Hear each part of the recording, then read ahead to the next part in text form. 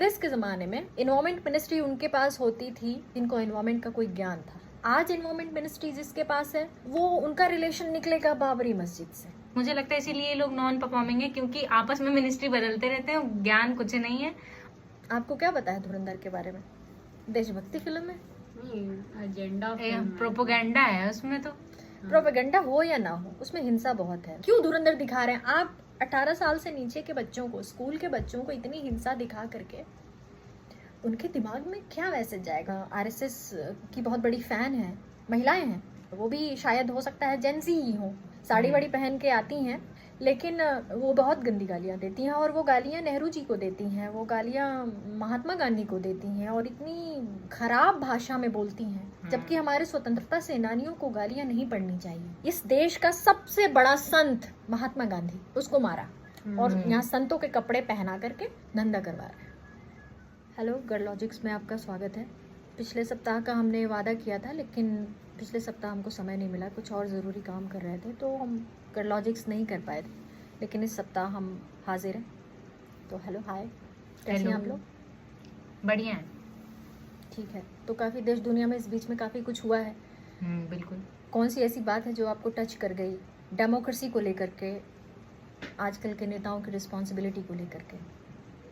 सबसे ज़्यादा जो हमें लगा वो प्रॉब्लम है कि अमित शाह जो हमारे गृह मंत्री हैं वो एक भी बार नहीं आए संसद में।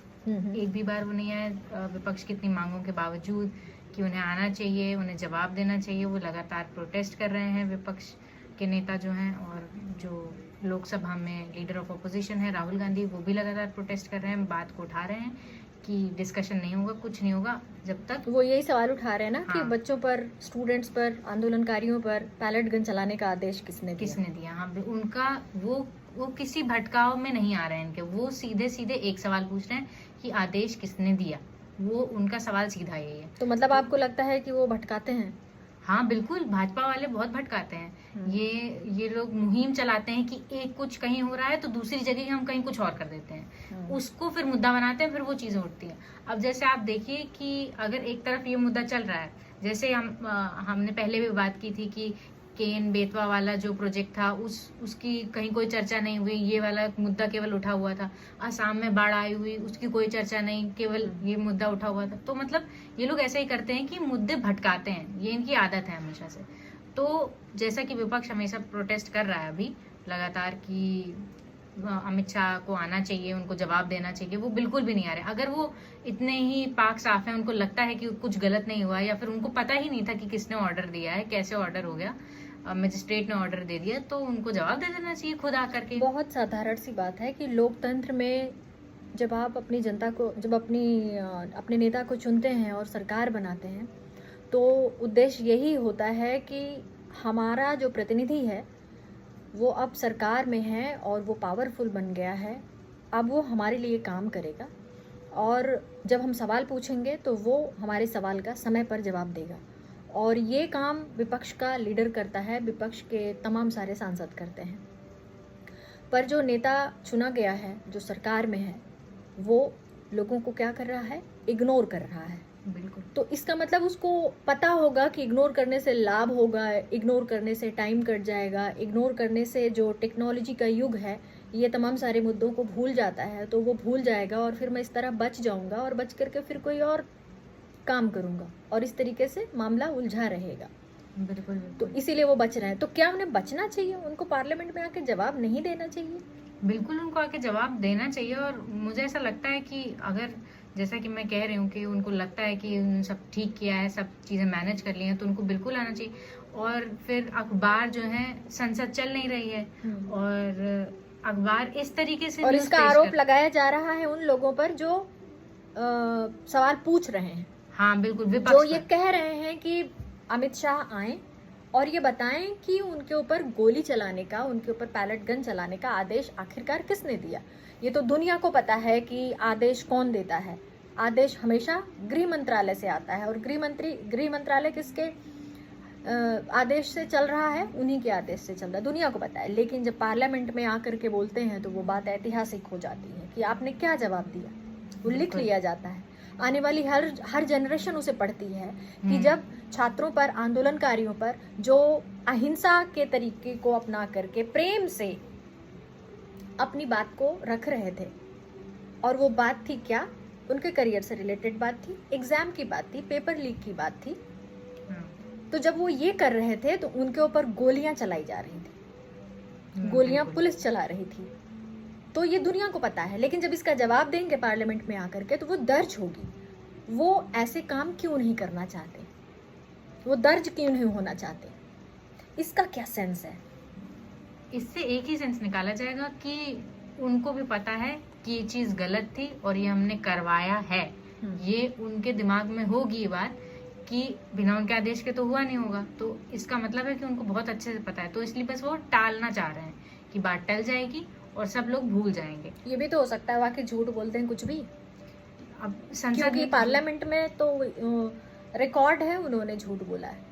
हाँ बिल्कुल बिल्कुल बोला है। पार्लियामेंट में रिकॉर्ड है झूठ बोला। जब इनकी नई नई गवर्नमेंट बनी थी तो सीसैट का आंदोलन चल रहा था, यूपीएससी के स्टूडेंट आंदोलन कर रहे थे और उनके एडमिट कार्ड इशू हो चुके थे और बहुत ज़्यादा गड़बड़ी थी उसमें। तो कहा जा रहा था कि एडमिट कार्ड इशू हो गए तो एग्ज़ाम होना ही होना है। लेकिन उनके जो मंत्री हैं जितेंद्र सिंह, उन्होंने पार्लियामेंट में खड़े होकर कहा कि एग्ज़ाम नहीं होगा तो नहीं होगा, हम कह रहे हैं तो नहीं होगा। लेकिन एग्ज़ाम हुआ और बहुत सारे लोग परेशान हो गए। ये देश की सबसे टॉप परीक्षा होती है और उन्होंने उसको भी सीरियसली नहीं लिया, पार्लियामेंट में झूठ बोल दिया और एग्ज़ाम टाइम पे ही हुआ। उसके बाद जो नेक्स्ट अटेम्प्ट बचा उसका कोई यूज़ नहीं था, उसमें भी कोई बदलाव नहीं किया गया, हल्का फुल्का बदलाव किया, उसका कोई लाभ नहीं होना था। तो ये आंदोलन के साथ हमेशा ऐसा ही करते हैं और पार्लियामेंट में झूठ भी बोलते हैं। तो आकर के झूठ बोल देते, कम से कम ये पता चलता कि हाँ सही बात है बिल्कुल। हाँ। लेकिन इनका एक ऐसा नियम रहा है कि जिनकी मिनिस्ट्री होती है वो नहीं जवाब देते, कोई और जवाब देते हैं। जैसे जैसे अमित शाह को जवाब देना चाहिए था, आके जवाब दे रहे थे जितेंद्र सिंह। उनका क्या मतलब था जवाब देने का? फिर एथेनॉल के मुद्दे पर गडकरी हमेशा बोलते रहते हैं, वो तो पेट्रोलियम मिनिस्टर भी नहीं है। तो इनका पता नहीं सरकार में किसकी जवाबदेही कुछ तय नहीं है। एग्जैक्टली जवाबदेही बहुत इम्पोर्टेंट होता है। जब आपको बड़ा पद मिलता है तो आपकी जवाबदेही उस पद के साथ जुड़ी होती है। यही नियम है कि आप जिस पद पर हैं, चूंकि आप उस पद को एंजॉय कर रहे हैं, तो आप उस पद पर रहते हुए कितने पाप कर रहे हैं या अच्छा काम भी कर रहे हैं, तो उसकी जवाबदेही आपको आपकी ही होगी। अच्छा काम करेंगे तो पब्लिक ऐसे ही तारीफ करेगी। उसके लिए कोई गोदी मीडिया या कोई मोदी मीडिया हायर नहीं करना है। लेकिन जब आप गलत काम करेंगे और आप बड़े मिनिस्टर हैं, तब आप रिस्पॉन्सिबिलिटी क्यों नहीं लेते? एक चीज और मैं ऐड करना चाहूंगी कि जैसे अभी रिसेंट में मैंने न्यूज़पेपर में पढ़ा कि उन्होंने, अमित शाह ने कहा कि 274 फ्यूगिटिव्स को हम वापस लेकर आए देश में, जो भाग गए थे। ओके। तो ये सब बताने के लिए उनके पास पूरा सब कुछ है, सब सारा सिस्टम है। ये सब, वो ऐसा नहीं कि उनका मुंह चुप है, वो शांत नहीं है। वो ट्विटर पे आके सब बता रहे हैं कि ऐसा ऐसा हुआ, हमने ये किया, हमने वो किया, अपनी बढ़ाई करने के लिए जरूर। और जो सवाल पूछा जा रहा है उसका कोई जवाब नहीं दे रहे हैं। फिर सारा इल्जाम न्यूज़पेपर वगैरह जो है सब मीडिया लगा देता है ऑपोजिशन पर कि ऑपोजिशन के रकस की वजह से नहीं चल पाया पार्लियामेंट। ऐसे इल्जाम लगाते हैं, बहुत गलत बात है। एग्जैक्टली यही हो रहा है। और आंदोलन का कोई रिजल्ट नहीं निकला। कुछ निकला है क्या? आप लोगों को क्या लगता है? आप लोग देख रहे होंगे कि परीक्षा पेपर लीक के ऊपर जो हुआ है वो सिर्फ मिनिस्टर बदले गए हैं। एक क्या नाम है उनका, प्रहलाद जोशी के पास ऑलरेडी बहुत सारी मिनिस्ट्रीज हैं और उनका परफॉर्मेंस बहुत ही खराब है। इनके, आपको एक जनरल सी बात पूछते हैं कि इनके सारे मिनिस्टर्स जो है नॉन परफॉर्मिंग एसेट्स की तरह क्यों लगते हैं? मतलब खुद पीएम भी हमको नॉन परफॉर्मिंग एसेट लगते हैं, जबकि मतलब एक पक्ष है। लगता नहीं कभी कि ये बात आपकी सही है। ये मुझे ऐसा लगता है, ये चीज इसलिए भी है क्योंकि अगर आपने इनके में एक ट्रेंड देखा हो तो एक मिनिस्टर जिसके पास कभी कोई और मिनिस्ट्री होती है फिर उसको दूसरी मिनिस्ट्री दे दी जाती है। ये अक्सर उन्हीं मिनिस्टर्स में 2-3 मिनिस्ट्री एक्सचेंज करते रहते हैं। तो मुझे ऐसा लगता है कि ये कुछ नहीं देखते कि उस मिनिस्टर को उस मिनिस्ट्री के बारे में कुछ पता है या नहीं पता है। निर्मला सीतारमन कभी डिफेंस मिनिस्टर थी, अब फाइनेंस मिनिस्टर है। हाँ। मतलब इतना ऐसा जबकि कांग्रेस के जमाने में एनवायरमेंट मिनिस्ट्री उनके पास होती थी जिनको एनवायरमेंट का कोई ज्ञान था, बिल्कुल एनवायरमेंट के बारे में जानकारी रखते थे। आज एनवायरमेंट मिनिस्ट्री जिसके पास है वो उनका रिलेशन निकलेगा बाबरी मस्जिद से। हाँ। ये अपने आप में ऐसा लगता है कि जैसे इनके किसी काम में, इनके किसी एजेंडे में जिसने बढ़ चढ़ कर सहयोग किया उनको मिनिस्टर बनाया गया है। आप हाँ, बिल्कुल उनका रिकॉर्ड अगर आप चेक करें तो पीछे कहीं ना कहीं जुड़ेंगे वो बाबरी मस्जिद से, या उसकी जांच में बनाए गए कमीशन से जुड़ेंगे या कुछ ऐसी कमेटी से जुड़ेंगे। और उनको देखा जाए तो उनको एनवायरमेंट का कोई ज्ञान नहीं है, डिफेंस में जो है उनको डिफेंस का कोई ज्ञान नहीं है, और फिनांस में कोई है तो उसको फिनांस का कोई ज्ञान नहीं है। हाँ, तो जब आपका मिनिस्टर ही उस सब्जेक्ट का ज्ञाता नहीं है तो फिर वो सवाल कैसे उठाएगा? जनरल सवाल क्या? उसको भी आप चुपचाप, जैसे कि आपने देखा होगा कि जब प्याज महंगी हुई थी तो मैडम ने कहा कि मैं तो प्याज खाती नहीं। तो ये इस तरीके के जो आंसर्स होते हैं उसको सुन करके आपको क्या लगता है? प्याज में खाती नहीं, प्याज महंगी हो और चाहे सस्ती हो, हमें क्या लेना देना, मैं ये तो बस तो मिनिस्टर बहुत हूँ, लेमैन। मैं मजे करूंगी। बहुत लेमैन आंसर है। कोई भी नॉर्मल इंसान दे देगा कि हम तो करते नहीं, हमें मतलब नहीं है। ये तो किसी आम जन का कहना ही ठीक है। कुछ लोग और भी हो, जैसे टमाटर महंगा हुआ तो हम तो टमाटर खाते नहीं, या फिर हाँ। ये कहेंगे कि टमाटर मत खाइए कुछ दिन। हाँ, लेकिन हाँ। जो मेन मुद्दा है कि महंगा क्यों हुआ उस पे कोई बातचीत नहीं, कुछ नहीं। तो ये ऐसे मुझे लगता है इसीलिए ये लोग नॉन परफॉर्मिंग है, क्योंकि आपस में मिनिस्ट्री बदलते रहते हैं, ज्ञान कुछ नहीं है।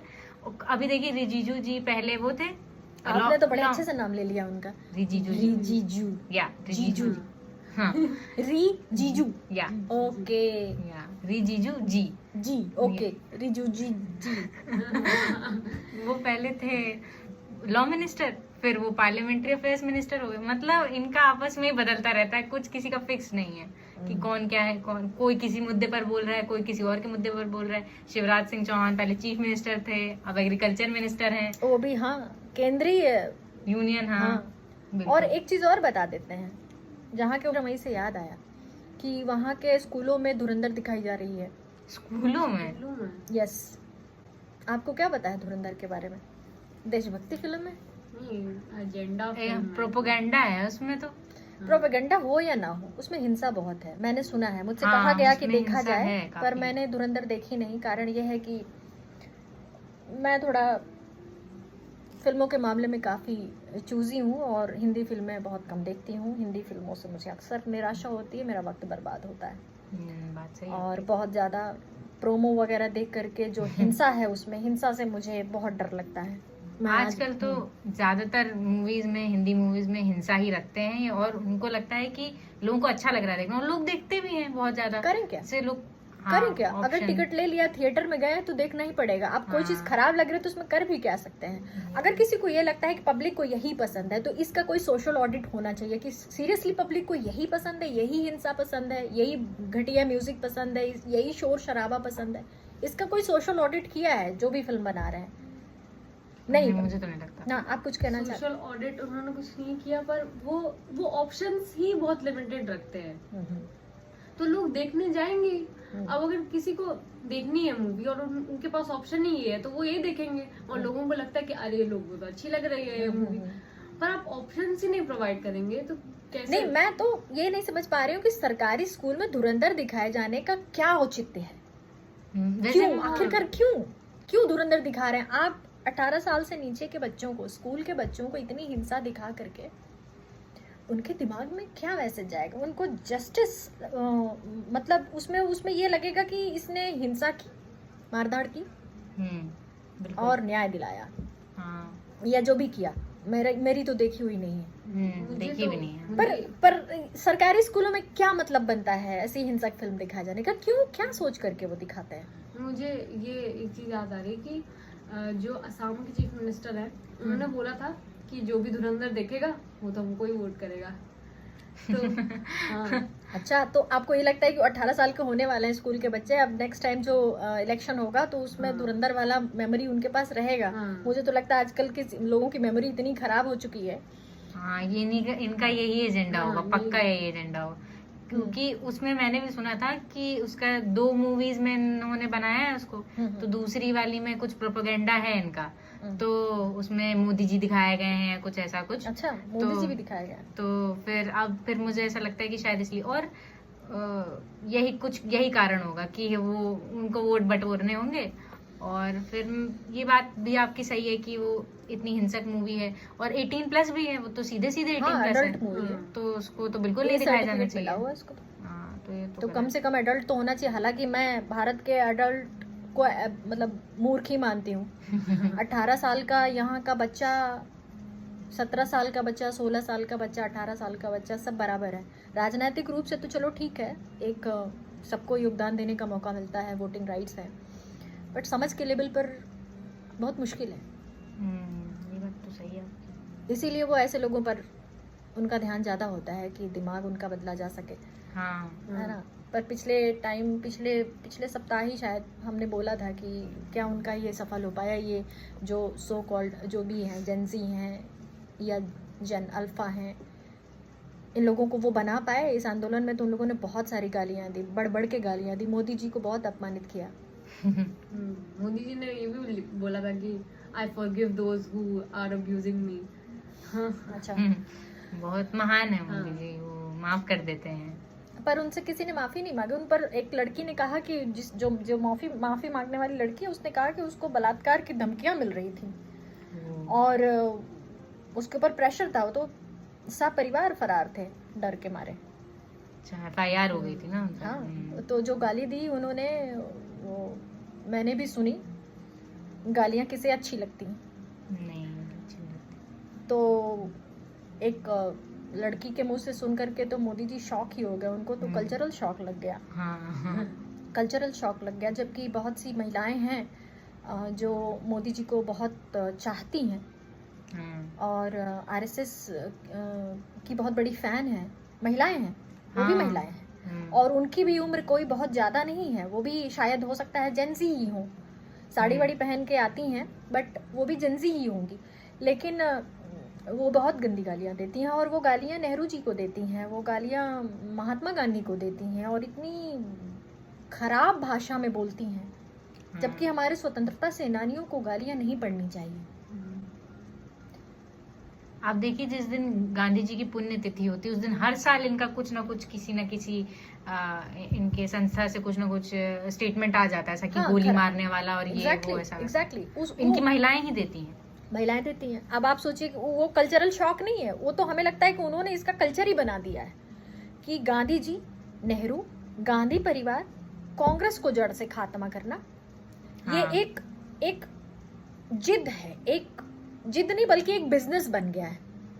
हाँ, नोटिस किया होगा आप लोगों ने कि मतलब ये रुकता ही नहीं, हाँ, चल हर रहा साल गांधी जी की रिचार्ज पुण्यतिथि करते हैं खुद हाँ, को। बिल्कुल। और कुछ बंदर जैसे एंकर हैं, एंकर बन हाँ। गए हैं वो, मतलब अपने आप को धार्मिक चोला पहना करके आते हैं और गांधी हत्या को गांधी वध का नाम देते हैं और ऐसा लगता है कि जैसे शुद्ध हिंदी बोल देंगे तो उनके पाप कम हो जाएंगे। हाँ, नाथुराम गोडसे को सेलिब्रेट करते हैं उस दिन और फिर उसके बाद इनका जो है, जैसे इनको अच्छा लगता है कि गांधी जी की पुण्यतिथि को ऐसे सेलिब्रेट करते हैं। असल में ये कल्चरल शॉक है। क्या लगता है आपको? कल्चरल हाँ, शॉक हाँ। लड़कियों का गाली देना नहीं है। गाली तो जो कुछ भी है वो सब सीख ही रहे हैं 10 साल से, तो मोदी जी ने ही उनको सिखाया है। इस मामले में तो वो गुरु हैं। हाँ, बिल्कुल। IT इन्हीं के सेल लोग में, तो हैं। IT हाँ। सेल में आज से नहीं गालियां चल रही हैं। मोदी जी को जब से उनकी लॉबी बनाई जा रही थी, उनके लिए लॉबिंग की जा रही थी, यही सब गालियां ही चल रही थी। हाँ, बिल्कुल। बहुत खराब स्थितियां हैं। और एक मैंने सुना था, वो भी आप लोगों की निगाह में आया होगा कि मुसलमानों के लिए जो स्नातक डिग्री होती है, स्नातकोत्तर डिग्री होती है, जैसे कि वो जैसे BA BSc होता है, MSc होता है, MA होता है, स्नातक और स्नातकोत्तर, वैसे हाँ। उनके यहाँ कामिल फाजिल होता है, उसके पीछे पड़े हुए हैं लोग कि ये डिग्री बंद हो जानी चाहिए, जबकि ऐसा नहीं है कि यहाँ के लोग ये सब सरकारी नौकरियों में जॉब नहीं करते हो। एक मंत्री हैं, जो मंत्री क्या हैं, मौर्य साहब, वो कहते हैं कि मतलब ये आतंकी जैसे हैं। इनको हर मुसलमान आतंकी ही लगता है, बस इल्जाम लगाने पहुंच जाते हैं कि कब हमें मौका मिले। इनको बस मौका चाहिए होता है कि किसी तरह में मौका मिले, कोई मिल गया कुछ क्या बोलते हैं एक्सपोर्ट करते हुए या कुछ बीफ वगैरह, तो बस आप फिर ये गाय का है, ये गाय का है, एकदम उसकी लिंचिंग कर करके उसको मार देंगे। या कहीं कुछ भी इनको ऐसा संकेत भी लगता है, इनको मुझे तो लगता है इनको पता होता है कि वो नहीं वो कर रहा है, लेकिन तब भी जानबूझ करके उसको फंसाते हैं। और फिर उसके बाद ये एक समाज में मैसेज फैलाने के लिए कि देखो तुम लोग देख लो, हिंदुओं देख लो, ये लोग हमारे धर्म के खिलाफ हैं, ये काऊ बीफ को बढ़ावा दे रहे हैं, उसको खाते हैं, उसको प्रमोट करते हैं, और इसीलिए हम तुम्हारे साथ हैं। और उसके इनकी बाद लिंचिंग फिर हो जाएगी। हिंदू लोग चार्ज हो जाते हैं। हाँ, फिर वो उनकी कौन सी भावना होती है, कोई भावना होती है जो हर्ट हो जाती है। हाँ, रिलीजियस भावना है उनकी, आहत हो जाती है। धार्मिक भावनाएं भावना। आहत हो जाती हाँ, हैं। Yes, religious। धार्मिक आप कुछ कहना चाहती हैं? आप कुछ हाँ। कहना चाह रही थी? हाँ, वो यस प्लीज। मैं ये कहना चाह रही थी कि महाभारत में ये था कि बीफ जो है, बीफ को ऑफर किया जाता था ऑनर्ड गेस्ट्स के लिए महाभारत में। अच्छा। और ये चीज जो थी, ये आर्यंस के आने के बाद बनी कि बीफ को नहीं खाना चाहिए, बीफ क्योंकि गाय तो हमारी माता है। वो तो बाद में हुआ, पर महाभारत में खुद मेंशन्ड है ये चीज। ये सब बनाया गया है इनके द्वारा, कि हिंदू लोगों के द्वारा बनाया गया है ये सब। कि हमको तो बीफ लगता है नहीं खाना बछड़ा भी चाहिए। भूल गया होगा कि गाय हमारी माता है। इतना ये लोग सेलिब्रेट हाँ, करते हैं। अब हाँ। उसको लगता होगा बछड़े को कि नहीं, मेरी माँ नहीं है ये, हाँ। ये तो आरएसएस वालों की माँ है, या फिर उन हाँ। लोगों की माँ है जो हर वक्त इस पर, जबकि बीफ एक्सपोर्ट करने वाले ज्यादातर लोग मुसलमान नहीं हैं। हाँ, हाँ, बिल्कुल। और भारत सरकार की देख रेख में, उसकी जानकारी में इसका निर्यात बढ़ा है, हाँ। इससे आने वाली धनराशि भी बढ़ी है। अगर सच में दिल से इनको लगता है कि गाय माँ है और उसका मांस नहीं जाना चाहिए, तो इस पर कंट्रोल करने का तो कोई मतलब 10 साल की जरूरत ही नहीं थी। ये तो एक दिन का काम है। बिल्कुल बिल्कुल। एक आदेश जारी करिए, एक कानून बनाइए। आपको कानून बनाने का बहुत शौक है, खूब कानून बनते हैं, लेकिन इस पर एक कानून नहीं बना सकते ऐसे कि अब इम्प्लीमेंट करवाइए, सारे कारखाने बंद करवाइए।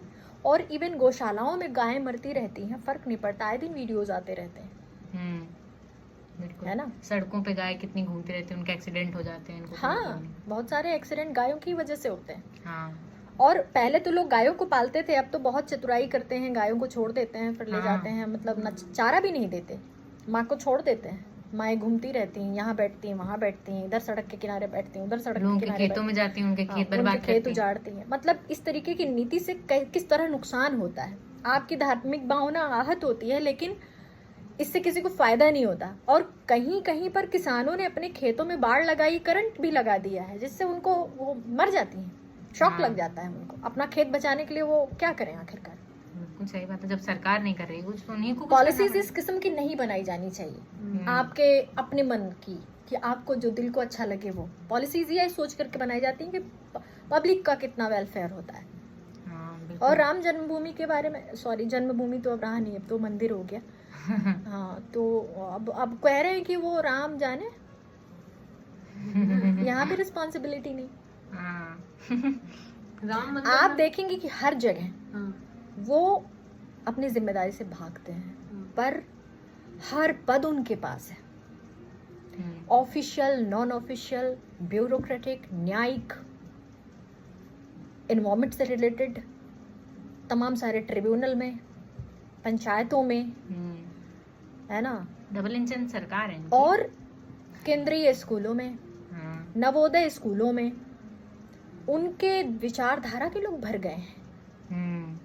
और इतने बड़े स्तर पर पदों पर बैठने वाले रिस्पॉन्सिबिलिटी ना लें तो इस देश का होगा क्या? कभी सोचते हैं आप लोग? हाँ, सोचते तो हैं, हम भी क्रोनोलॉजी समझ रहे हैं इनकी, ये करना क्या चाहते हैं। क्या क्या कि पहले एक चीज करते हैं फिर उसके बाद और उसको प्रमोट करते हैं, जैसे यही गाय वाला ही मसला है ये वो, मतलब इनका ओवरऑल ये है कि पोलराइज करो, मैसेज दो। इनका जो मेन उद्देश्य यही रहता है आरएसएस का और भाजपा वालों का, यही उद्देश्य रहता है, पोलराइज करो और मैसेज दो। और कानून बना दिया, कुछ कर दिया तो फिर फायदा क्या हो, फिर तो वो चीज एक दिन में खत्म हो जाएगी, फिर कोई मतलब नहीं है। इनको वो चलाते रहना है, चलाते रहना तमाशा है। करते रहना है, हाँ। रायता फैलाते रहना है, हाँ, जैसे इनके रिस्पॉन्सिबिलिटी नहीं लेनी है। हाँ, और कभी ये मुद्दे की बात नहीं करते हैं। मतलब राम मंदिर में, मतलब राम मंदिर की बात हो रही है तो अब राम मंदिर में महिलाओं के लिए विशेष सुविधा उपलब्ध होगी। क्या बाथरूम बनवा रहे हैं? नहीं, वृद्धों के लिए भी और महिलाओं के लिए विशेष सुविधा। वृद्धों को क्या सुविधा चाहिए? डोली चाहिए जा करके दर्शन करने के लिए, अगर व्हील चेयर पे है तो सीढ़ी चाहिए, मतलब थोड़ा सा जो रास्ता होता है थोड़ा ऊंचा नीचा चढ़ने का होता है, पास जल्दी बन जाएगा। बहुत बड़ा इन्होंने काम किया, पास जल्दी बन जाएगा। और बुजुर्गों के लिए किसी एक को व्यक्ति को लेकर के जाएंगे कि उनके साथ हों। अब मुझे उनको और मुझे documents पता चला कि अयोध्या के होटलों में ढंग का खाना नहीं मिलता। बड़े होटलों में पास्ता वगैरह मिलता है, पास्ता मैगी ये सब तो बहुत अच्छा मिलेगा, लेकिन यहीं का जो सांस्कृतिक फूड है हाँ, वो सब नहीं वो रोटी सब्जी तक ढंग से बना के नहीं दे रहा। ये कल्चरल शॉक है। हाँ, पर उनको तो गालियों से शौक लगता है। खैर, लेकिन सच्चाई यही है कि कल्चरल शॉक पूरे देश को लगा है। बिल्कुल। पूरा देश कल्चरल शॉक में है और इनका जो कल्चर बदलने की कोशिश है वो यही है कि जो देश के सबसे बेहतरीन लोग हैं, सबसे बेहतरीन लोग जो सत्य की बात करते हैं, प्रेम की बात करते हैं, अहिंसा की बात करते हैं, डाइवर्सिटी की बात करते हैं, देश की एकता की बात करते हैं, राष्ट्रीयता की बात करते हैं, यहाँ के सभी कल्चर जितने भी कल्चरल चीज़ें हैं। भारत में इतने किस्म के डांस हैं, इतने किस्म के गाने हैं, इतने किस्म की बोलियां हैं, वो इस भारत को खूबसूरत बनाती हैं। उनको डिमीन करना है। अगर कोई वंदे मातरम नहीं गाता है तो वो आतंकी है। हाँ। कोई जय श्री राम नहीं बोलता तो अभी जब तक मंदिर नहीं बना था तब तक यही चल रहा था, जो कोई जय श्री राम बोलो, जय श्री राम बोलो, नहीं बोलोगे तो मारेंगे, लिंचिंग कर देते थे। मंदिर बन गया, परिणाम आप देख रहे हैं, पाप ही पाप चल रहा है और हर चीज के लिए राम को जिम्मेदार बता रहे हैं। और राम है भी नहीं, राम एक मूर्ति है। कौन नहीं जानता है, कौन नहीं जानता कि भगवान कुछ नहीं खाता है, भगवान बस एक सिंबल है धंधा करने का। जिम्मेदारी कोई नहीं ले रहा है, राम को ही जिम्मेदार बता। राम को जिम्मेदार कैसे बता सकते हैं आप जब राम है ही नहीं लाभ उठाने के लिए? राम अपने कपड़े तक नहीं बदल सकते, पुजारी पर निर्भर हैं वो, और वो ये कह के बच सकते हैं कि राम जिम्मेदार है। हमारा क्या जा रहा है, हमारा कोई नुकसान नहीं। ये चालाकी की मतलब वो एग्जाम्पल है चालाकी का, दुनिया में कहीं नहीं मिलेगा। बिल्कुल, ये उदाहरण कहीं नहीं मिलेगा। और जब मुकदमा चल रहा था तो राम लला विराजमान किया था उन्होंने, राम लला ने अपना मुकदमा लड़ा था। हाँ। विराजमान। चालाकी का ये लेवल धूर्तों का ही हो सकता है, सच्चे आदमियों का नहीं हो सकता। तो इतने धूर्त लोग, इस देश का सबसे बड़ा संत महात्मा गांधी, उसको मारा और यहाँ संतों के कपड़े पहना करके धंधा करवा रहे हैं। सही बात है। तो गट लॉजिक्स में आज इतना ही। हमने अपने युवा साथियों से जो भी बात की उसका अपना एक लॉजिक है, अपनी एक समझ है, और वे जानते हैं कि देश के लिए क्या उचित है क्या अनुचित है। आप भी सुने समझें, फिर मिलेंगे। शुक्रिया। टाटा। टाटा।